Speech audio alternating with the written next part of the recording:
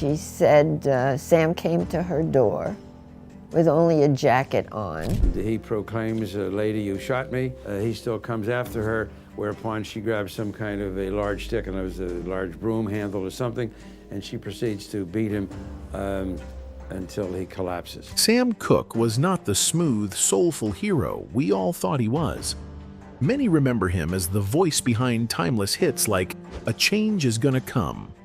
I was born by the river. But behind that golden voice was a man with a controversial life. His shocking death raised many questions, especially after motel manager Bertha Franklin claimed she shot him in self-defense. She claimed she didn't know who he was, which is a stone-ass lie. Everybody knew Sam, especially that side of town. Add in his history of cheating, fathering a child out of wedlock and abandoning both the mother and child, with his name tied to messy legal fights and shady business deals. His life wasn't as perfect as it seemed. And he was making money, and he was making the headway, and he was making it without them. Let's delve in. I love you, I love you, I love you, I love you, I love you, I love you, I love you. Sam Cooke was on top of the world, music popping, money flowing, and life looking good, until it all crashed in the most unexpected way. Somewhere in the early morning chaos at a rundown LA motel, a few loud bangs rang out. But folks nearby didn't think twice. Just another night in a rough part of town. Even the cops rolled up like it was routine. What they walked into, though, a whole mess nobody saw coming. Sam Cooke was gone, just like that. Hours earlier, he'd been out at one of those classic Hollywood hangouts, Martoni's, where the stars like to eat, drink, and catch up. He was hanging with his producer friend Al Schmidt and Al's wife, all jokes and good mood, flashing that fat stack of cash he'd made from shows. Somewhere during the night, he locked eyes with a 22-year-old named Elisa Boyer. Whatever they had going on, it was enough for them to leave together. He told his friends he'd meet them at the next spot. But that meetup never happened. Sam had received a phone call that brought him to that motel with the girl. Instead of heading to the club, like he said, Sam ended up at a sketchy little motel with Elisa, the kind of place people side-eyed for all the wrong reasons. He signed in under a fake married name like it was nothing. Elisa later told the cops she wanted to go home, but Sam wasn't having it. She claimed he was speeding like a man on a mission.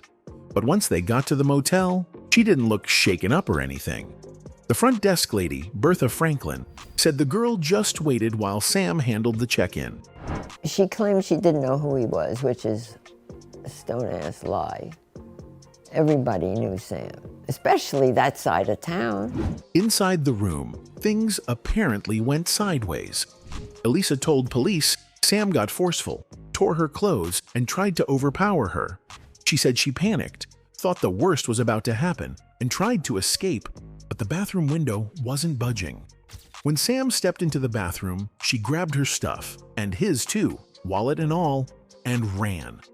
She ducked into a stairwell to throw her clothes back on, then bolted down the block to call the cops from a phone booth, saying she'd been kidnapped. Sam came out of the bathroom and realized everything was gone. His cash, his clothes, the girl. Just like that. He freaked. No shirt, just a coat and shoes, stormed out and started banging on the motel office door, yelling and demanding to know where she went. Inside was Bertha Franklin, the night manager, already on the phone with her boss. She told him she had no clue, but Sam wasn't hearing it. He kicked the door open and stormed in. She said Sam came to her door with only a jacket on. According to Bertha, he grabbed her and things got physical fast. They ended up on the floor, her trying to fight him off, even biting through his jacket. She managed to wriggle free and grabbed the gun she kept behind the desk. She fired 3 times. 2 missed. 1 didn't. It hit him straight in the chest. After she shoots him, and he proclaims, "Lady, you shot me." He still comes after her, whereupon she grabs some kind of a large stick, and it was a large broom handle or something, and she proceeds to beat him until he collapses. He looked more stunned than anything, but she said he still didn't stop, so she grabbed a broom and kept swinging. Meanwhile, her boss was still on the line and caught the whole thing until the shots rang out. That's when she hung up and called the cops. And this prostitute, I think that they got paid off and were in cahoots with somebody. While all that chaos was going down at the motel, Elisa had already hit up a phone booth and told cops she'd escaped a kidnapping. By the time officers pulled up, it was too late. Sam was already gone, lying on the floor of the motel office. Outside, his Ferrari was still purring, door wide open like he'd jumped out in a rush. Inside the car, a bottle of scotch. On him, a watch, a few coins, and a money clip with just over $100. That fat stack of cash he was flashing earlier? Gone. And all they found in Elisa's purse was one lonely $20. Not long after, she casually walked back onto the scene and told them she was the one who called it in. Cops didn't waste time. They chalked it up to self-defense and wrapped the whole thing fast. Bertha didn't face any charges, and just like that, the case was shut. But not everyone was buying it. People close to Sam said that kind of rage didn't match who he was. Some were convinced he got played. The motel already had a sketchy track record, and Elisa, she started catching heat too. Years later, she got arrested for sex work and even caught a murder charge in a totally different situation. All of it just made the whole night feel even murkier. This woman at the hotel or motel who had murdered people before there always had gotten off. Bertha's version of events started falling apart pretty quick. She said they had this wild scuffle, but when she popped up on TV a few days later, not a scratch, not a bruise. Meanwhile, Sam's autopsy showed a massive lump on his head, and Bertha claimed that came from her swinging a broom after she'd already shot him. Which made people wonder, who puts down a gun mid-fight to grab a stick? And then things got even sketchier. The bullet that hit Sam apparently vanished from police evidence. How do you resolve this mystery? The gun she said she used might not have even been hers. It just wasn't adding up. Then came Etta James, who saw Sam's body before the funeral and was completely shaken. According to her, he didn't just look roughed up. He looked like he'd been through something way more brutal than a broom and a couple bullets. Broken hands, busted face, injuries that didn't line up with the story being told. Whatever really happened, it was way darker than what made the report. After Sam Cooke's death, things got even messier. Bertha took it to court, suing his estate for a whopping $200K, claiming she'd suffered physical and emotional pain from the whole situation. But Cooke's widow, Barbara, wasn't having it. She fired back, suing Bertha for just $7K to cover funeral costs. Fast forward a few years and the case finally wrapped up with a jury siding with Bertha, but they only gave her $30K. That didn't sit well with a lot of people, though. With so many unanswered questions about Sam's death and the whole investigation looking shady, the outcome didn't feel right to a lot of folks. The whole thing remains a major point of controversy, with some wondering if the legal decision really reflected what happened that night. There's a whole other theory floating around that Sam wasn't even killed at the motel. Some think he was taken there after being killed somewhere else. And then there's the idea that someone set him up. A lot of people keep pointing fingers at Alan Klein, Cooke's business manager. Klein was known for being cutthroat, and right before Sam's death, he'd gotten control over his music and money. Some say Klein might have had a serious reason to make sure that control stayed in his hands, permanently. Sam's good friend, Muhammad Ali, also had some thoughts. He pointed out that if Sam had been white, like Sinatra, the FBI would have been all over it. Norman Edelin, one of the few black officers on the LAPD at the time, also felt the case didn't get the attention it deserved. He believed the police didn't care because Sam was just another black man found dead in a shady motel. Some people even think the FBI might have had a hand in it. Sam was close with both Muhammad Ali. I'm saying you talking about me about some draft, and all of you white boys are breaking your neck to get to Switzerland and Canada and London. I'm not going to help nobody get something my Negroes don't have. If I'm going to die, I'll die now, right here fighting you. And Malcolm X. But don't scare Negroes today with no badge or no white skin or no white sheet or no white anything else. The police the same way. They put their club upside your head. Two guys who were already under FBI surveillance back in the day. With J. Edgar Hoover running the show, the FBI had a history of targeting influential black figures. So, it's not too wild to think that Sam, a successful and outspoken black artist trying to take control of his career, could have ended up on their radar too. Despite the drama and scandal surrounding his death, Sam's widow Barbara made sure he got a proper send-off.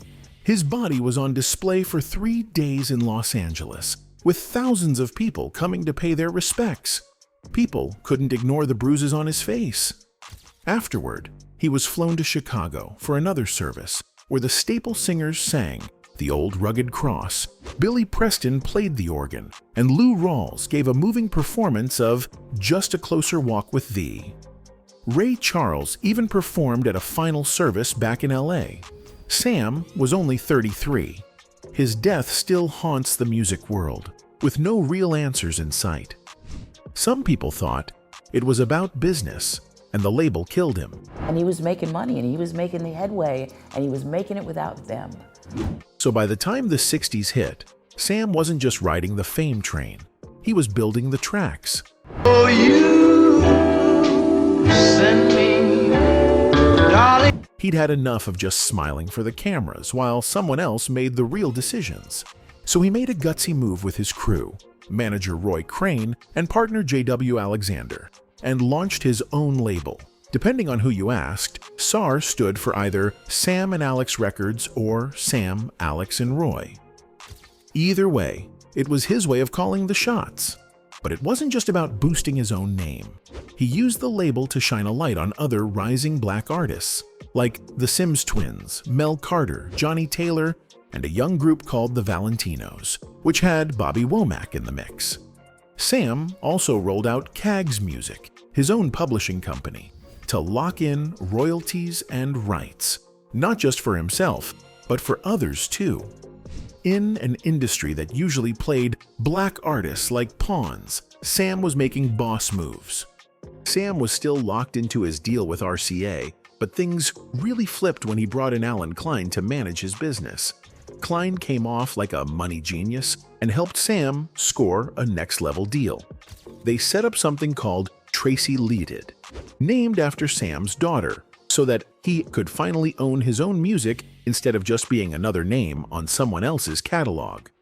RCA would still handle the distribution and toss him big advances, but the actual masters? Supposed to be all his. It looked like the kind of win artists dream about. Except there was one problem. Sam didn't realize Klein had secretly made himself the boss of Tracy Limited. So while Sam thought he was finally running the show, the paperwork said he was still working under someone else. And then everything fell apart. Sam was gone, suspiciously, and way too sudden. Without him, SAR Records didn't stand a chance. His wife, Barbara, shut the whole thing down soon after and started selling off pieces. His music company, his rights, the works, and guess who ended up owning most of it? Alan Klein. Yep, the same guy who slid himself in as the boss of Sam's company behind his back. It ended up that Alan Klein actually owned Tracy, whereas Sam didn't, and Sam was under the impression that he owned her. So was that all just bad luck, or something deeper?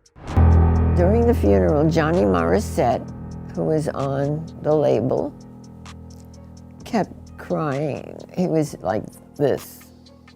I'm sorry, Sam. I'm sorry, Sam. I'm sorry, Sam.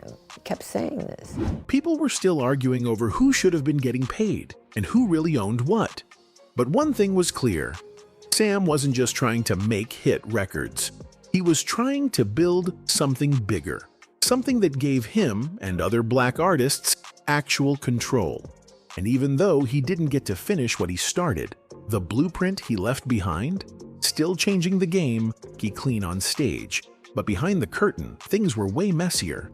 While he was still doing gospel gigs with the Soul Stirrers, aka the poster boys for faith and tradition, his real life didn't exactly match the PR. Back then, he had a baby girl named Linda with Barbara Campbell, his high school sweetheart. But instead of owning it, he kept it low. The gospel world wasn't exactly forgiving when it came to anything unholy, and having a kid outside of marriage? Yeah, that was major side-eye territory. Sam probably didn't want to risk the judgment, the gossip, or the damage to his carefully built image. So for a while, he just stayed quiet. In 1953, Sam tied the knot with Dolores Elizabeth Milligan, better known on stage as Dee Dee Mohawk. But their marriage was far from a fairy tale. We backed him, but we were just surprised that he had made the decision to marry because it was just so sudden. We wasn't expecting it. As Sam's fame grew, so did the temptation, and his constant cheating wore down their relationship. After 5 rough years, they called it quits in 1958. Then, just a year later, Dee Dee tragically died in a car crash. The kind of heartbreak that no one saw coming, and it didn't make the same splash as his hits. But then came Barbara Campbell again, the mom of his first daughter, Linda. They got married in 1959, and for a minute it seemed like Sam was getting his life together. They had 2 more kids, Tracy and Vincent.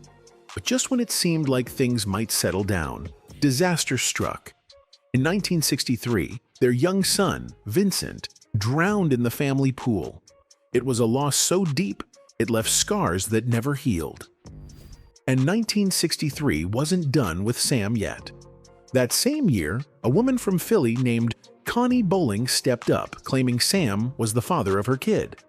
Instead of letting it blow up into a media circus, Sam quietly settled the paternity suit, shelling out cash $5,000 to make it go away.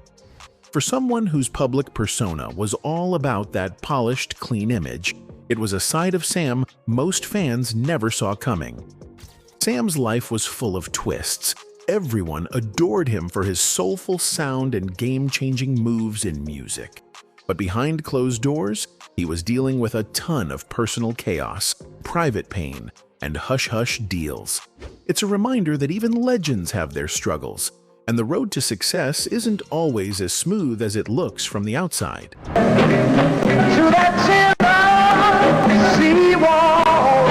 So, Sam Cooke and his crew rolled up to this Holiday Inn in Shreveport, expecting to check in like normal people. But nope, the desk clerk hit them with that classic line, "No rooms available." Totally sketchy, because back then, that was just code for, "We don't want black folks staying here." Naturally, Cooke wasn't having it. He blasted the horn and started yelling as they stormed out. They bounced over to a black-owned hotel nearby, but that wasn't the end of it. Later that night, the cops showed up, arresting Cooke and his group for disturbing the peace because of the horn honking. Yeah, even though it was a total accident, the horn was messed up. But the cops didn't care. They locked everyone up for a few hours before eventually letting them go on bond. Talk about a mess. Even though things went sideways in Shreveport, Sam didn't let it stop him from doing his thing. He still took the stage at the Municipal Auditorium and gave the crowd a show they wouldn't forget. But that whole experience, it stuck with him. In fact, it sparked the creation of A Change Is Gonna Come.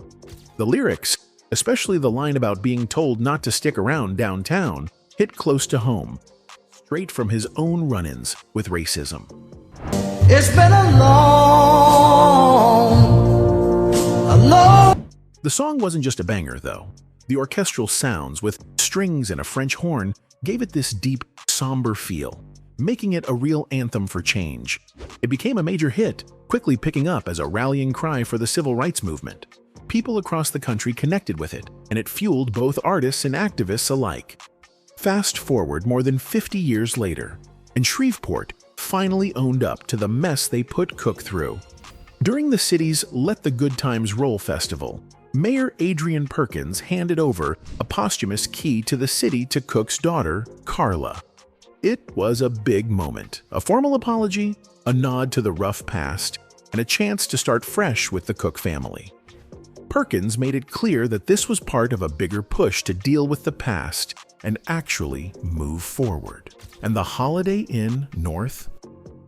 Yeah, that place is now officially a historic site, forever tied to the events that sparked one of the most iconic songs ever.